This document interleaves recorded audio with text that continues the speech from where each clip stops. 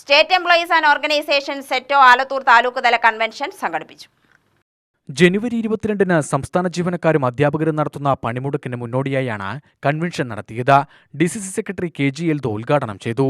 ഈ സമരം കൊണ്ടൊന്നും ഈ ഗവൺമെന്റ് തിരുത്തുമെന്നുള്ള ബോധ്യമില്ല. പക്ഷേ സമരങ്ങളുടെ ഒരു വേലിയേറ്റം നടത്തേണ്ട ഒരു കാലമാണ്. സമൂഹത്തിൽ നടക്കുന്ന ഇത്തരം ഇടപെടലുകൾ, വിവിധ തലങ്ങളിൽ നടക്കുന്ന ഇത്തരം ഇടപെടലുകൾ ഈ ഗവൺമെന്റിന്റെ പ്രയാസത്തെക്കുറിച്ച്, ബുദ്ധിമുട്ടിനെക്കുറിച്ച്, ആളുകളെ ബുദ്ധിമുട്ടിക്കുന്ന രീതിയെക്കുറിച്ചുള്ള ഈ പ്രതിഷേധങ്ങളൊക്കെ ജനങ്ങൾ എല്ലാ അർത്ഥത്തിലും വാച്ച് ചെയ്തിട്ടുണ്ട്. പണ്ട് ജനാധിപത്യ പ്രക്രിയയിൽ സമരം നടത്തുമ്പോൾ നമുക്കൊരു സംവിധാനമുണ്ട്.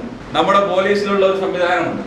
ഒരു സമരം നടന്നാൽ ആ സമരത്തിന്റെ ആള് എത്ര പങ്കെടുത്തു, ആ സമരത്തിന് നാട്ടിൽ എത്രത്തോളം പ്രാധാന്യമുണ്ട് എന്നതൊക്കെ അതാ ദിവസം ഗവൺമെന്റിന് ആഭ്യന്തര വകുപ്പ് കൊടുക്കുന്ന റിപ്പോർട്ടുണ്ട്. പക്ഷേ 8 വർഷത്തെ പിണറായി വിജയന്റെ ഈ ഗവൺമെന്റിന്റെ ഈ പ്രവർത്തനം 8 വർഷം പൂർത്തിയായി മുമ്പോട്ട് പോവുകയാണ്.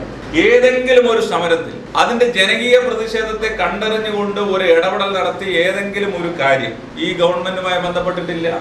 അപ്പോഴാണ് മാർക്സിസ്റ്റുകളുടെ അല്ലെങ്കിൽ കമ്മ്യൂണിസ്റ്റുകളുടെ അടിസ്ഥാനപരമായിട്ട് ജനാധിപത്യത്തിലുള്ള വിശ്വാസമില്ലായ്മയുടെ ഏറ്റവും വലിയ തെളിവാണ് ഇന്ന് കേരളത്തിൽ ഭരിച്ചുകൊണ്ടിരിക്കുന്ന പിണറായി വിജയന്റെ ഗവൺമെന്റ്. രാഷ്ട്രീയ വൈര്യങ്ങൾക്കപ്പുറം യോജിച്ച പണിമുടക്കിന് സർവീസ് സംഘടനകൾ തയ്യാറാവണമെന്ന് KG എൽദോ പറഞ്ഞു.